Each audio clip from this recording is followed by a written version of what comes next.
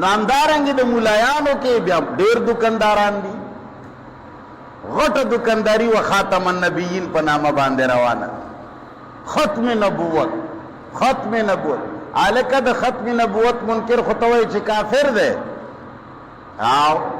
دی کافر موږ هم کافر ګڼو خو ته خو یې ولټوه چې ستا کتابونو کې څوک دي غلام احمد قادیانی چې د نبوت دعوه یې کړې وه هغه یو مستقل کتاب په دې باندې لیکلی دی چې د ظالمانو بچو زه خو هغه نبي یم چې ستاسو علماو کم کتابونو کې لیکلي دي بیا ستاسو د کتابونو یوه حواله راغستې ده چې ستاسو پلانکي مشر په پلاني کتاب کې لیکلي دي چې نبوت به جاری وي تر قیامته پورې خو تشریعي به نه وي غیر تشریعي به وي فلانی دی لیکلی دی فلانی دی لیکلی دی فلانی دی لیکلی دی فلانی دی لیکلی دی ستا چې چا قلم خوځولی وی هغه دا ګند لیکلی دی نو چې تا باندې د ختم نبوت مسله از عقیده ګرانوي دکانداری نه از عقیدت ختم نبوت مانی نو ته دا ووایه چې زما دا مشر لیکلی دی دا هم کافر دی چې اغلی کلی دی هغه هم کافر دی چې اغلی کلی دی هغه هم کافر دی ته نه چې نه هغې ته غوږ نه نیسي ختم نبوت کا منکر کافر تا خو کار دی صرف دکاندارۍ سره عقیدې سره د کار نشته که عقیدې سره د کار وی نو تا به ویلي وی چې ختم نبوت عقیدې نه چې څوک هم منکر دي چې چا هم لیکلی دي په کتاب کې چا هم چې ورته لار پرېښې ده ټول کافر نه هغوی ته ته چېرته کافر ویلی شي ته خو هغه سړی چې د تبلیغ والا مشر یو ځل هغه ډېرې غلطۍ کوي ډېرې غلطۍ ټوله دنیا یې کوي هغه هم کوي هغه یو ځل ویلي وی چې یوسف علیه السلام چې کله زلیخې سره په دې خبره باندې خاوند خبر شو نو وایي چې یوسف علیه السلام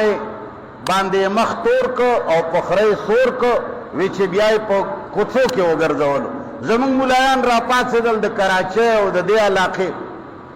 یہ بہت بڑا ظلم ہے یہ کفر ہے اس نے بہت غلط کیا ہے یہ معافی مانگ لے اس نے کفر کیا ہے الکه څه کفر یې کړی دی چې ویلي دي چې یوسف علیه السلام باندې مخ تور کو په خره یې سور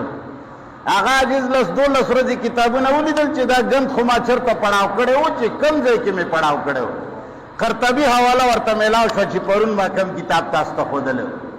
احکام القرآن د قرطبي ورته وښودلو چې جي دا خو امام قرطبي لیکلي مولیان داسې غلي شو لکه ته به وایې چې دا ډېر ښه ویلي دي ټولو مولایانو به زبان حال وي چې ښه یې ویلي هغه چې لیکلي وي بیا یې ښه کړي دي بس غلي شول